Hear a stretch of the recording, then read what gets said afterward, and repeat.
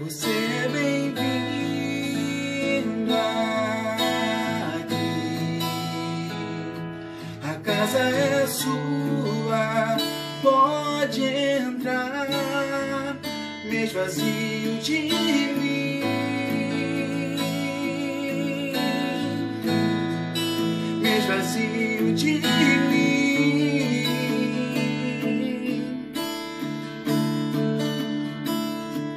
Sopra o teu vento aqui,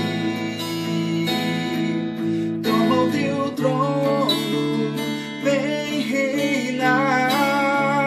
Nós queremos te ouvir,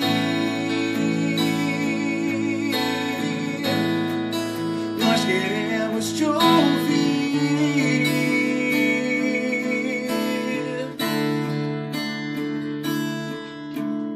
Essa casa é sua casa, nós deixamos ela pra você, Jesus. Essa casa é sua casa, nós deixamos ela pra você, Jesus. Essa casa é sua casa, nós deixamos ela pra você, Jesus. Essa casa é sua casa, nós deixamos ela pra você, Jesus. Apareça, Pai, apareça, que o teu nome cresça, enche esse lugar, enche esse lugar. Apareça, apareça, que o teu nome cresça, incendiar, vem me incendiar. Essa casa é sua casa, nós deixamos ela pra você, Jesus. Essa casa é sua casa, nós deixamos ela pra você, Jesus. Essa casa é tua, Pai. Essa casa é sua casa, nós deixamos ela pra você, Jesus. Essa casa é tua, entre. Essa casa é sua casa, nós deixamos ela pra você, Jesus. Apareça, apareça, que o teu nome cresça, enche esse lugar, enche esse lugar. Apareça, que o teu nome cresça, vem me incendiar, vem me incendiar.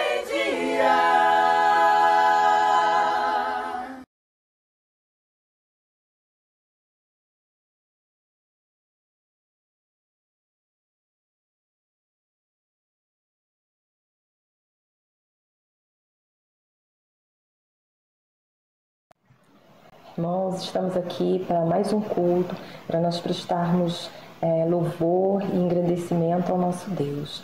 Nós vamos começar orando. Senhor, nós te agradecemos por todo o bem que o Senhor tem nos feito em nossa vida. Até aqui o Senhor tem nos guardado, tem nos protegido, tem nos sustentado, tem sido fiel a nós, Senhor. Senhor, faz-nos fiel a Ti também, meu Rei. Muito obrigada, Senhor, por todas as alegrias, todos os momentos de desafio que nós enfrentamos na nossa vida até o dia de hoje, Senhor. E em todos eles Tu estava presente conosco. Nós te agradecemos pela Tua fidelidade. Muito obrigada, Senhor. Em Teu nome, amém. Irmãos, A palavra que eu tenho é uma palavra bem conhecida, de todos praticamente. João relata esse acontecimento que dá início ao ministério de Jesus, lá no livro de João 2, do versículo 1 em diante. Nós vamos ler. As bodas em Caná da Galileia. 3 dias depois, houve um casamento em Caná da Galileia, achando-se ali a mãe de Jesus. Jesus também foi convidado com os seus discípulos para o casamento. Tendo acabado o vinho, a mãe de Jesus lhe disse: eles não têm mais vinho. Mas Jesus lhe disse: mulher, que tenho eu contigo? Ainda não é chegada a minha hora. Então ela falou aos serventes: fazei tudo o que ele vos disser. E estavam ali 6 talhas de pedra que os judeus usavam para as purificações. E cada uma levava 2 ou 3 metretas, que era uma medida. Jesus lhes disse: enchei de água as talhas, e eles as encheram completamente. Então lhes determinou: tirai agora e levai ao mestre-sala. Eles o fizeram. Tendo o mestre-sala provado a água transformada em vinho, não sabendo de onde viera, se bem que o sabiam os serventes que haviam tirado a água, chamou o noivo e lhe disse: todos costumam pôr primeiro o bom vinho, e quando já beberam fartamente, servem o inferior. Tu, porém, guardaste o bom vinho até agora. Com este milagre, deu Jesus princípio a seus sinais em Caná da Galileia, manifestou a sua glória e os seus discípulos creram nele. Então, essa é uma cena de um casamento bastante conhecida dos irmãos. E casamento para os judeus é um evento assim muito especial. É a união dos noivos e a união das famílias também. Então, no casamento, o casamento judaico, ele traz muitos símbolos. E não era assim naquela época. É uma tradição que remonta a tempos antigos, né? Então, dentro dessa passagem, nós encontramos a descrição, né, curta de um casamento. E o que nós encontramos ali? Primeiro, a cultura dos judeus, ela divide o casamento em 3 fases. A primeira fase é a fase onde há uma promessa. A promessa, que é um contrato firmado entre as famílias dos noivos, e ali fica estabelecido as bases do casamento, né? Ou seja, a mulher se compromete com o homem e as 2 famílias fazem essa aliança, essa promessa, esse compromisso também. A segunda fase é o noivado. Nessa segunda fase do noivado, existe uma promessa pública onde o que foi tratado entre as 2 famílias se torna público. Ou seja, as pessoas daquela comunidade, daquela sociedade, elas tomam conhecimento que a partir daquele momento a noiva e o noivo têm um compromisso entre eles, as famílias estão enlaçadas. Muito bem, há uma troca de presentes entre os noivos e a partir daí, a partir desse momento que é público, que a sociedade vê e participa, toma conhecimento, a partir daí o casamento ele só poderia ser desfeito pelo divórcio. Então já era, além da promessa, né, o noivado público, um compromisso maior e que só poderia ser desfeito por um desenlace, né, um matrimônio que era dado como certo já. E a terceira parte do casamento é a festa, uma celebração pública, né, onde os noivos convidavam seus queridos, seus familiares, seus amigos, as pessoas mais próximas, para estarem ali celebrando o casamento deles. E era um casamento que, dependendo das posses do noivo, poderia durar não só um dia, mas poderia durar vários dias, até uma semana. Se era uma família rica, o casamento se estendia por dias. E a responsabilidade dessa festa, dessa celebração, era do noivo e da família dele. Eles eram os encarregados pelo planejamento, pela orquestração de tudo. Então tudo tinha que estar perfeito, não podia faltar nada, não podia nada ser esquecido, nenhum convidado poderia faltar, não poderia faltar comida, não poderia faltar bebida, não poderia faltar dança, músicos, festa, alegria. Então no casamento tinha que ter tudo isso. E casamento já é uma coisa que nos remete à alegria, à festa, bebida, comida, danças, né? E eles eram os responsáveis, o noivo era o responsável por isso, não podia faltar nada nesse casamento. Lá, nesse casamento, a Bíblia diz que estavam ali Maria, mãe de Jesus, Jesus também havia sido convidado e ele compareceu ao casamento. Jesus não entrou nesse casamento sozinho, a Bíblia diz que Jesus foi convidado com os seus discípulos para o casamento. E a Bíblia não menciona mais ninguém, mas menciona que Maria estava ali, menciona que Jesus estava ali e menciona que Jesus foi com seus discípulos. E no capítulo 1, a gente vê quem são esses discípulos. A partir do versículo 35 até o versículo 49, João nos dá a ideia de quem foram esses que entraram com Jesus. Foram 5 discípulos que participaram desse casamento com Jesus. No versículo 35, a gente vê João falando, pregando, na companhia de 2 dos seus discípulos. João 1:35.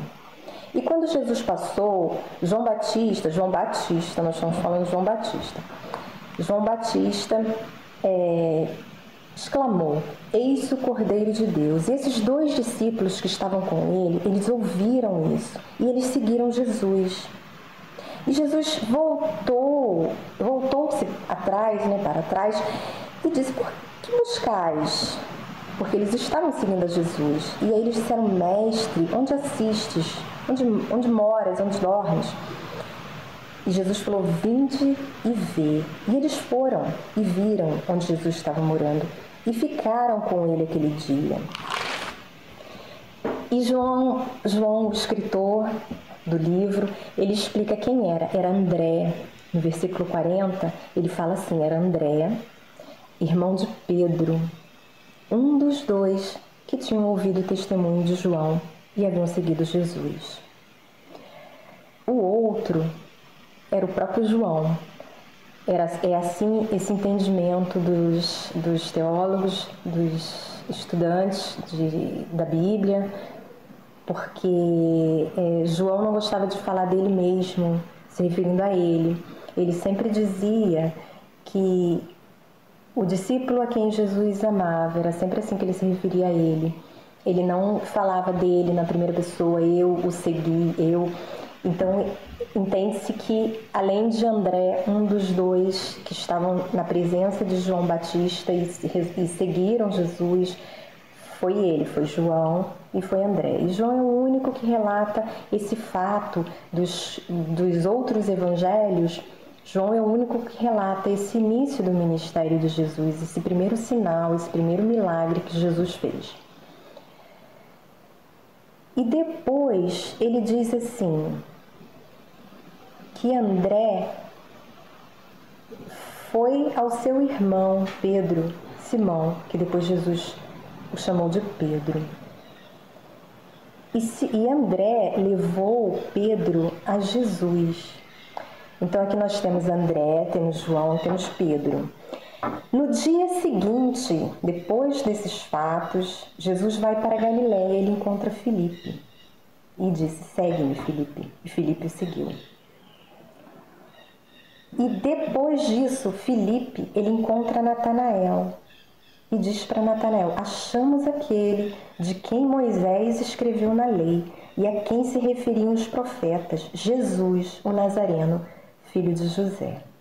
Então esses 5 eram os discípulos que entraram nesse casamento: João, André, Pedro, Filipe e Natanael.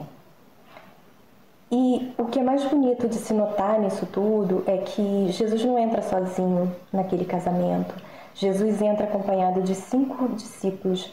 Jesus entra acompanhado desses que seriam a sua noiva. Jesus não entra no casamento onde já existe um noivo, já existe uma noiva. Ele não entra sozinho, ele entra acompanhado de sua noiva, desse conjunto de discípulos que mais tarde seria ampliado e chegaria a formar a igreja, seria a formação da igreja, o iniciozinho da igreja estaria sendo ajuntada ali naquele casamento, participando daquele casamento, com todas as simbologias que existem dentro de um casamento judaico. Então, como eu disse, o casamento fala de festa, fala de alegria, comida, bebida, vontade, dança, vontade, confraternização entre as famílias e os amigos. E numa determinada hora daquela festa, acaba a bebida. O vinho que era servido, muito comum na cultura da época, ser servido, ser bebido, não só em casamento, mas em outras festas ou nas reuniões familiares. Vinho também fala de alegria, e ali naquele casamento acabou o vinho, né? Literalmente teria acabado a alegria também. E o que fazer, como manter viva aquela festa, aquele acontecimento, aquela celebração, faltando um elemento daquela celebração. Então, o que aconteceu ali? Maria se preocupa com isso, ela se preocupou com esse fato, ela sabia quem era Jesus, ela conhecia o filho dela. E ela leva essa preocupação para Jesus. Ela, preocupada, chega até o local onde Jesus estava com os seus discípulos, na festa, e ela disse assim para ele: eles não têm mais vinho. O que fazer, né? Acabou o vinho, acabou a alegria. E provavelmente aquele casamento poderia até ser conhecido na história, né, ficar conhecido na história daquela sociedade ali, como um casamento que a família não se preparou para aquilo, a família não deu conta daquela festa, a família do noivo não se ateve aos detalhes, encomendou menos e no meio da festa houve a falta. E poderia ser assim lembrado durante tempos, mas se não fosse um detalhe, né? O detalhe era que Jesus estava nesse casamento. E onde Jesus está, não tem falta de nada. E Maria leva essa preocupação para o filho. E Jesus diz: mulher, que tenho eu contigo? Ainda não é chegada a minha hora. Parece uma palavra assim, um pouco dura para se falar para uma mãe, mas o contexto nos ensina que Jesus estava ali dizendo: mãe, até esse momento, até esse instante agora, até esse momento, até agora, eu estive sob os seus cuidados, eu prestei obediência, eu fui um filho obediente. Mas a partir desse momento, o que tenho eu contigo? A partir desse momento eu estou me desligando. A partir desse momento eu estou vou para iniciar a obra do meu Pai. Foi dentro desse contexto que Jesus falou isso com a mãe dele, com Maria, que de modo algum pode ser entendido como uma palavra ríspida, uma palavra dura. Não foi assim a palavra dele para ela. E quando ele diz: não é chegada a minha hora, Não era chegada ainda a hora. Todas as vezes que Jesus fala de contexto de hora, não é chegada a minha hora ainda não chegou, não é essa a minha hora.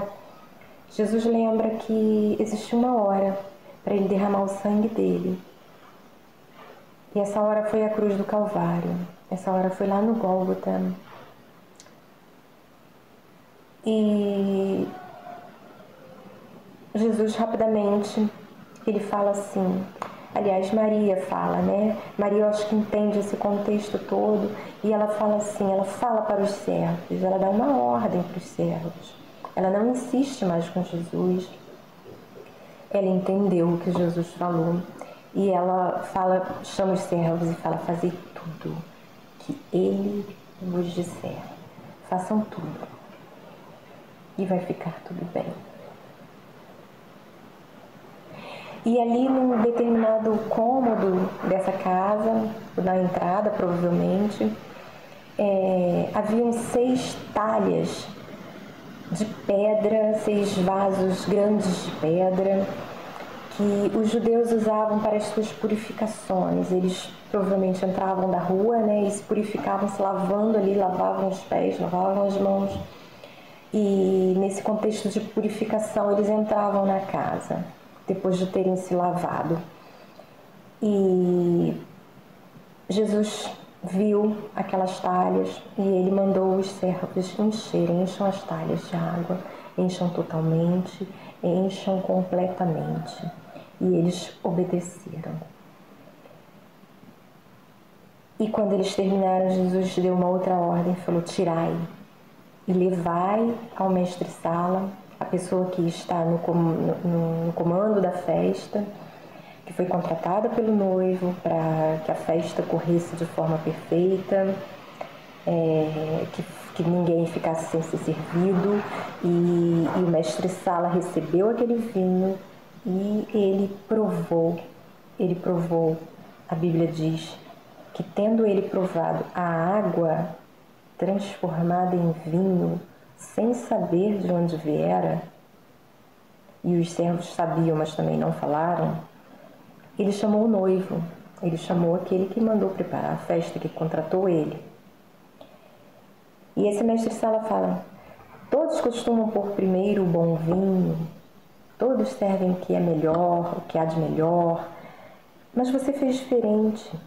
Depois, quando todos bebem, estão fartos de beber, servem o vinho inferior. Mas você guardou o bom vinho até agora. E a Bíblia vem dizer que com este sinal, com este milagre, Jesus iniciou os seus sinais, né? O seu ministério, os seus trabalhos, a sua obra, nessa festa de casamento. Ele ali manifestou a sua glória e os seus discípulos creram nele. Então foi um ato até para que os seus discípulos, esses 5 que estavam com ele, pudessem crer nele. E a partir dali, crescessem, né, na comunhão com Jesus, através dos milagres e dos sinais que eles veriam até o dia que Jesus foi levado aos céus. Então, irmãos, onde Jesus está, não há falta de nada, não há falta de alegria, não há falta de paz. Nós sentimos a sua presença, sentimos a sua alegria. Essas bodas foram especiais, né, para esse casal, para esse noivo e essa noiva que estavam celebrando ali seu casamento. E é especial também porque nós vemos a presença do nosso noivo entrando nessa festa como um convidado.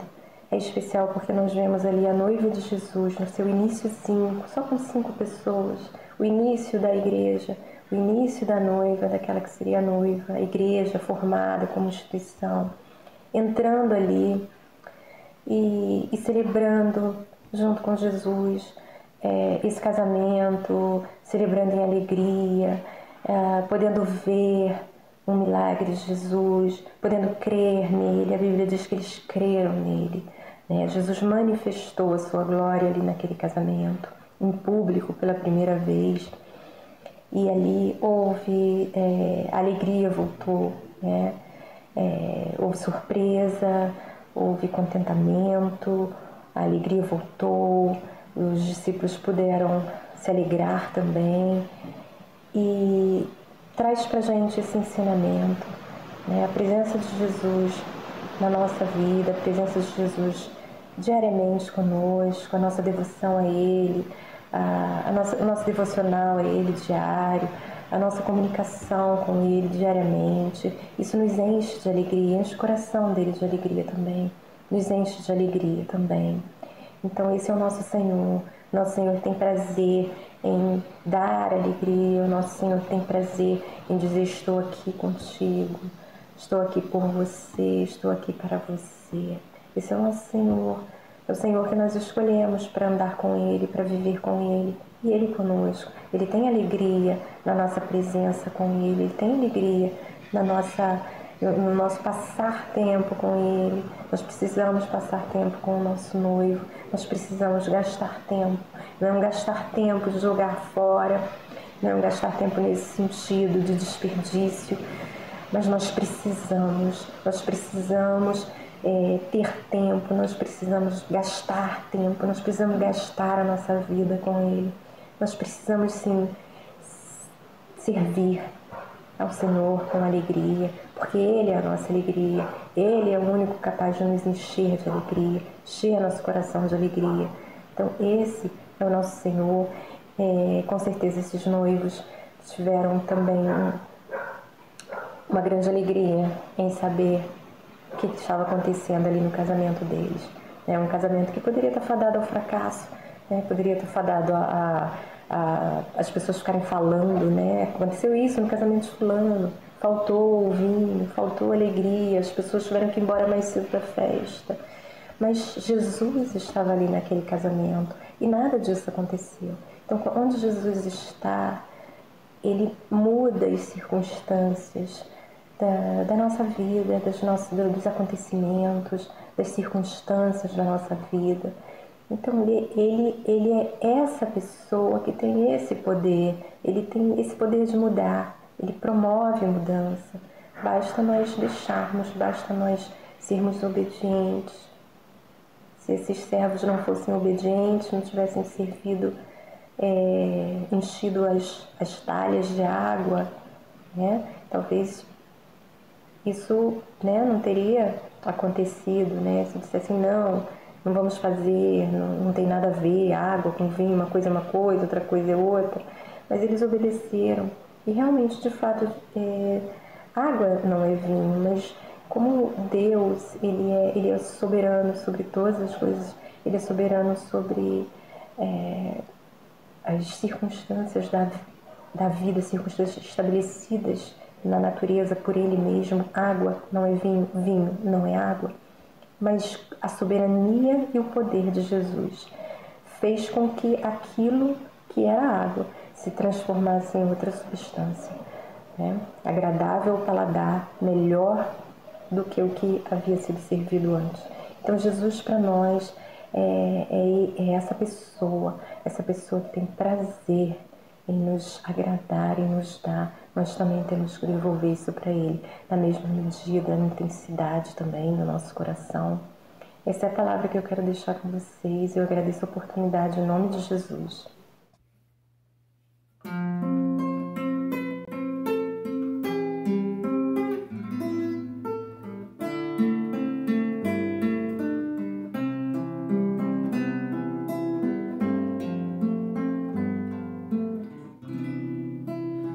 Tu és fiel, Senhor, meu Pai celeste, pleno poder a teus filhos darás. Nunca mudaste, tu nunca faltaste, tal como eras, tu sempre serás. Tu és fiel, Senhor,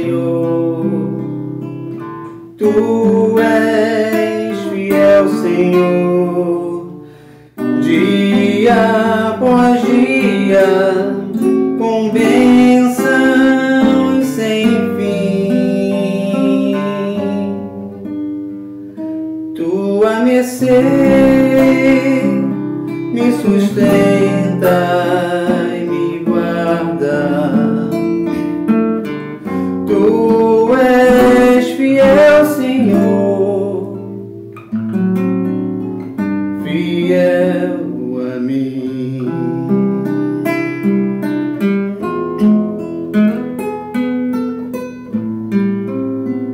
Flores e frutos, montanhas e mares, sol, lua, estrelas dos céus a brilhar. Tudo criaste na terra e nos ares. Todo o universo vem, pois te louvar. Tu és fiel, Senhor. Tu és fiel, Senhor, dia após dia, com bênçãos sem fim. Tua mercê me sustenta e me guarda. Tu és fiel, Senhor, fiel a mim.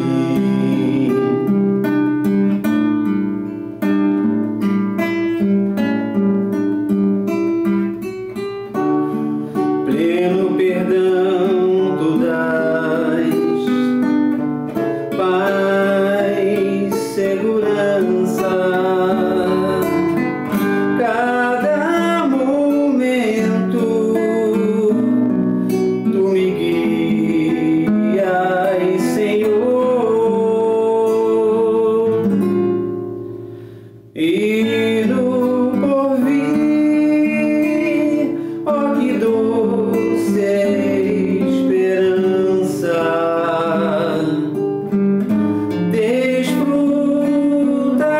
desfrutarei do teu rico favor.